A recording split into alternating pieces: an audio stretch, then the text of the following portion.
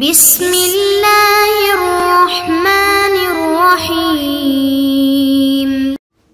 السلام علیکم معزز طلباء کرام، آپ سب کیسے ہیں؟ آج ہم تفسیر بیضاوی کے سبق نمبر 349 کو پڑھیں گے۔ آج کے ہمارے سبق کا عنوان ہے بنی اسرائیل سے پھر خطاب۔ آج کے ہمارے سبق میں ہم یا بنی اسرائیل اذکروا نعمتی التی انعمت علیکم وانی فضلتکم علی العالمین سے اس کا سبق کا آغاز کریں گے، اور آج کے سبق میں ہم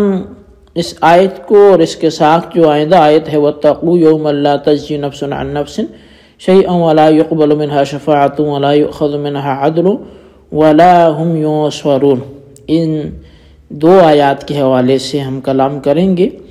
اور ایک تو بنی اسرائیل کو پھر سے خطاب کیوں کیا گیا،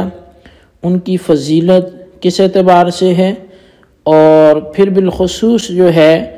وہ اس آیت میں آگے دوسری آیت جو کہ تخویف پر مشتمل ہے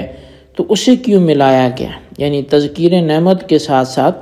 تخویف بھی ہوئی، وعید بھی ہوئی، تو اس کی کیا وجہ ہے، اس کی حکمت کے حوالے سے بھی گفتگو کی جائے گی۔ اور پھر منہا جو ہے اس کی من پر بھی کلام ہوگا۔ تو بہرحال ہم سب سے پہلے آج کے سبق کی عبارت پڑھ کے اس کا ترجمہ کیے دیتے ہیں اور اس کے بعد پھر اس کی باقاعدہ وضاحت کریں گے۔ مصنف علیہ رحمہ لکھتے ہیں یا بنی اسرائیل اذکروا نعمتی التی انعمت علیکم وانی فضلتکم علی العالمین، کہ اے بنی اسرائیل میرے وہ احسانات و انعامات یاد کرو جو میں نے تم پر کیے، اور یہ کہ میں نے تم کو تمام عالم پر فضیلت بخشی۔ واتقوا یوما لا تجزی نفس عن نفس شیئا ولا يقبل منها شفاعۃ ولا يؤخذ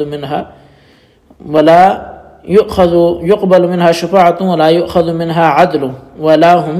ينصرون، اور اس دن سے ڈرو کہ جس دن کوئی بھی کسی بھی شخص کے کچھ کام نہ آئے گا، اور نہ کسی کی جانب سے کوئی سفارش قبول کی جائے گی،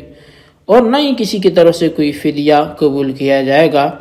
اور نہ ہی اس وقت پھر کسی کی مدد کی جائے گی۔ تو خیر یہ آیات تھی جو ترجمہ کیا۔ اب اگر تفسیری عبارت کے ساتھ دیکھیں تو قررہ للتاکید وتذکیر التفضیل الذی ہوا اجل النعم خصوصا وربطہ بالوعید الشدید تخویفا لمن غفل عنها واخل بحقوقها۔ تو فرمایا کہ یہ جو بنی اسرائیل کو خطاب کیا گیا یا بنی اسرائیل اذکروا نعمتی التی انعمت علیکم، یہ خطاب مکرر لایا گیا تاکہ تاکید پیدا ہو جائے اور اس تفضیل و تکریم کی یاد دہانی ہو جائے جو خاص طور پر ان انعامات کی وجہ سے ثابت ہوئی ہے۔ اور تکرار کا مقصود جو ہے وہ یہ بھی ہے کہ اس خطاب کو ایک سخت وعید کے ساتھ جوڑ دیا جائے تاکہ جو نعمتوں سے جو لوگ غافل ہیں اور ان کی جو حقوق کی ادائیگی ہے ان میں جو لوگ کوتاہی کر رہے ہیں تو ان کو تھوڑا ڈرا دیا جائے، ان کو خوف دلایا جائے تاکہ وہ ڈریں۔ وَأَنِّي فَضَّلْتُكُمْ عُطِفَ عَلَى نِعْمَتِي، اور یہ کہ میں نے تمہیں فضیلت دی، کہتے ہیں اس کا عطف کیا گیا ہے نعمتی پر، اور علی العالمین یعنی میں نے تمہیں فضیلت دی عالمین پر، ای عالمی زمانہم، یرید به تفضیل آبائہم الذین کانوا فی عصر موسیٰ علیہ السلام وبعدہ قبل ان یغیروا بما منحہم اللہ تعالی من العلم والایمان والعمل الصالح وجعلہم انبیاء وملوکا مقسطین واستدل به على تفضیل البشر على الملک وہو ضعیف۔ تو فرمایا کہ عالمین سے مراد ان کے دور کا عالم ہے، زمانہ جو ہے جس پر فضیلت دی وہ ان کے دور کا زمانہ ہے۔ اور مراد یہ ہے کہ یہود کے آباء و اجداد جو حضرت موسیٰ علیہ السلام کے دور میں تھے یا جو حضرت موسیٰ علیہ السلام کے بعد بھی ہوئے، اور ابھی انہوں نے اللہ تعالیٰ کی عطا کی ہوئی چیزوں مثلا علم، ایمان اور نیک اعمال، ان میں کوئی تغیر نہیں کیا تھا، تبدیلی نہیں کی تھی، تو اللہ تعالیٰ نے ان آباء و اجداد کو فضیلت عطا کی اور ان کو نبی بنایا اور انصاف کرنے والے بادشاہ بنایا۔ اور اس آیت سے بعض لوگوں نے اس بات پر استدلال کیا ہے کہ انسان افضل ہیں ملائکہ سے، اور مصنف اللہ رحمہ قاضی صاحب لکھتے ہیں کہ یہ استدلال جو ہے وہ کمزور ہے۔ وَاتَّقُوا يَوْمًا، اور ڈرو اس دن سے، ای ما فیہ من الحساب والعذاب، کہ یعنی وہ دن کہ جس دن میں حساب ہوگا، عذاب ہوگا، تم ڈرو اس دن سے۔ لا تجزی نفس عن نفس، کہ لا تقضی عنہا شیئا من الحقوق او شیئا من الجزاء فیکون نسبہ علی المصدر، اور فرمایا کہ یعنی ادا نہیں کرے گا کوئی شخص کسی شخص کی طرف سے بھی کوئی حق، یا ادا نہیں کرے گا کچھ بھی ادا کرنا، اس تقدیر پر شیئن کا جو نسب ہے وہ مصدر یعنی مفعول مطلق ہونے کی بنا پر یہ منصوب ہوگا۔ وَقُرِئَ لَا تُجْزِئُ مِنْ أَجْزَأَ عَنْهُ إِذَا أَغْنَى، وَعَلَى هَذَا تَعَيَّنَ أَنْ يَكُونَ مَصْدَرًا وَإِرَادُهُ مُنْكَرًا مَعَ تَنْكِيرٍ نَفْسِيٍ للتعمیم والإقناط الکلی والجملة صفة لیوما والعائد فیہا محذوف۔ اور ایک قرات میں لا تجزا بھی ہے، اور یہ محذوف جو ہے، یہ جو لا تجزا ہے یہ ماخوذ ہے اجزاء عنہ سے، جس کی معنی ہے کام آیا۔ اس صورت میں شیئن کا مفعول مطلق ہونا یہ متعین ہے، اور شیئن کو اور دونوں نفسن کو، نفسین جو ہے یہ مع تنکیر نفسین، یہ جو دونوں نفسن کو نکرہ لانا یہ عموم پیدا کرنے اور کلی طور پر مایوس کرنے کے لیے ہے۔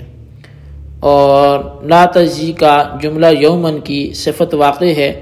اور جملہ میں موصوف کی جانب رجوع ہونے والی جو ضمیر ہے وہ یہاں پر محذوف ہے۔ وَتَقْدِيرُهُ لا تجزی فیہ ومن لم یجوز حذف العائد المجرور قال اتسع فیہ فحذف عنہ الجار واجری مجرى المفعول به ثم حذف كما حذف من قوله امال اصحاب۔ اور فرمایا کہ اس کی جو تقدیری عبارت ہے وہ یہ ہوگی کہ لا تجزی فیہ، تقدیری عبارت میں فیہ کا اضافہ ہو گیا، اور جو لوگ ضمیر عائد مجرور کا حذف جائز قرار نہیں دیتے وہ یہ کہتے ہیں کہ جملہ میں اتباع سے کام لیا گیا ہے، یعنی فیہ کے حرف جار کو حذف کر کے عائد کو مفعول بہ کے قائم مقام کر دیا گیا ہے، پھر اس مفعول بہ کو بھی حذف کر دیا گیا، جیسا کہ جو ہے وہ شاعر کے اس کلام میں اسی طرح کا تصرف اور حذف ہوا ہے۔ کلام جو ہے وہ یہ ہے کہ او مالا اصواب ولا يقبل منها شفاعت ولا فلا يؤخذ منها عدل۔ اب یہاں پر جو ہے جو آیت کریمہ ہے ولا يقبل منها شفاعت ولا يؤخذ منها عدل، کہ نہ تو کسی کی سفارش سنی جائے گی اور نہ ہی کسی سے کوئی فدیہ لیا جائے گا۔ ای من النفس الثانیۃ العاصیۃ او من الاولی وکأنہ ارید بالآیۃ نفی ان یدفع العذاب احد عن احد من کل وجہ محتمل فإنہ اما ان یکون قہرا او غیرہ والاولی النصرۃ والثانی اما ان یکون مجانا او غیرہ والاول ان یشفع له وثانی اما باداء ما كان علیہ وهو ان یجزی عنہ او بغیرہ وهو ان یعطی عنہ عدلا، اور فرمایا کہ ولا يقبل منها شفاعت ولا يؤخذ منها میں جو ہے وہ یہاں دو ضمیریں ہیں، اس نفس کی طرف راجع ہیں جو جملہ اولا میں جو ہے وہ مذکور ہے، یعنی نفس عاصی۔ معنی ہوں گے کہ نہیں قبول کی جائے گی نفس ثانیہ عاصیہ کی طرف سے کوئی سفارش، یا یہ ہے کہ ضمیر نفس اولا کی جانب راجع ہے، اور معنی ہوں گے کہ نفس اولا اگر کوئی سفارش کرنا چاہے گا بھی تو اس کی سفارش قبول ہی نہیں کی جائے گی۔ اور گویا آیت کریمہ سے مقصود یہ ہے کہ کسی کے اوپر سے کوئی شخص جو ہے وہ عذاب کو جتنی ممکن اور محتمل صورتوں سے دور کرنا چاہے تو وہ یہ ہے کہ کسی کے اوپر سے کوئی شخص عذاب کو جتنی ممکن اور محتمل صورتوں سے دفع کر سکتا ہے، ان تمام صورتوں کی نفی ہو جائے، اس لیے کہ دفع عذاب یا تو قہر اور غلبے کے ذریعے ہوگا یا اس کے بغیر ہوگا۔ پہلی صورت تو نصرت کی ہے اور دوسری صورت کی دو صورتیں ہیں، اول یہ کہ دفع عذاب جو ہے بلا عوض ہو، اور دوسرا یہ کہ اس کے برعکس ہو یعنی بالعوض ہو۔ بلا عوض تو ہے وہ یہ ہے کہ اس کے لیے سفارش کی جائے، اور بالعوض کی پھر دو شکلیں ہیں، یا تو اس حق کی ادائیگی کے ذریعے جو اس پر عائد ہوتا ہے، اور وہ یہ ہے کہ مجرم کی جانب سے خود اپنے اعمال کے بدلے میں پیش کر دے، یا اس کے سوا کوئی دوسری صورت ہو اور وہ یہ ہے کہ اس کی طرف سے فدیہ ادا کر دے۔ اور پھر فرمایا کہ والشفاعۃ من الشفع کأن المشفوع له كان فردا فجعله الشفیع شفعا بضم نفسه الیہ، اور جو شفاعت ہے یہ نکلا ہے شفع سے جو بمعنی جفت ہے، گویا مشفوع لہو یہ تنہا تھا اور شفیع نے اس کو جفت بنا دیا، بہین طور پر کہ خود کو اس کے ساتھ شامل کر دیا۔ اور والعدل الفدیۃ وقیل البدل واصل التسویۃ سمی به الفدیۃ لانها سویت بالمفدى وقرأ ابن کثیر وابو عمرو ولا تقبل بالتاء۔ اور عدل کے معنی فدیے کے ہیں، اور بعد نے کہا کہ یہ بمعنی بدل کے ہے، اور اصل معنی اس کے ہیں کہ برابر رکھنا۔ اس نام کے ساتھ فدیے کو اس لیے موسوم کیا گیا کہ فدیہ مفدہ کے برابر ہوتا ہے، اور ابن کثیر اور ابو عمر نے ولا جو ہے تقبلو کے تا کے ساتھ اس کو پڑھا ہے، ولا یقبلو نہیں پڑھا۔ ولا هم ينصرون يمنعون من عذاب اللہ، اور نہیں ان کی مدد کی جائے گی، یعنی ان کو اللہ تعالیٰ کے عذاب سے نہیں منع کیا جائے گا۔ اور والضمیر لما دلت علیہ النفس ثانیۃ المنکرۃ الواقعۃ فی سیاق النفی من النفوس الکثیرۃ وتذکیرہ بمعنی العباد او الناس والنصر اخص من المعونۃ لاختصاصہ بدفع الضر، وقد تمسكت المعتزلة بهذه الآية على نفي الشفاعة لأهل الكبائر، وأجيب بأنها مخصوصة بالكفار للآيات والأحاديث الواردة في الشفاعة، ويؤيد أن الخطاب معهم والآية نزلت ردا لما كانت اليهود تزعم أن آباءهم تشفع لهم۔ اور فرمایا کہ یہ ولا هم ينصرون کی جو ضمیر ہے ان نفوس کثیرہ کی جانب یہ لوٹ رہی ہے جن کے اوپر نفس ثانیہ وہ دلالت کرتا ہے، جو نکرہ ہے اور نفی کے تحت وہ داخل ہے، اور اس کو مذکر لانا اس لیے ہے کہ وہ بندوں اور انسانوں کے معنی میں ہے، اور نصرت معونت کے مقابلے میں خاص مطلق ہے، کیونکہ نصرت کے مفہوم میں مدد کے ساتھ ساتھ دفع ضرر کی خصوصیت بھی ہے، اور معتزلہ نے اس آیت کو دلیل بنا کر اس کے ذریعے وہ اس بات پر استدلال کیا ہے کہ شفاعت کسی کے لیے بھی جائز نہیں ہے، یہاں تک کہ اہل کبائر کی بھی شفاعت نہیں ہو سکتی، اور اس کا جواب یہ دیا گیا کہ یہ آیت کفار کے ساتھ مخصوص ہے،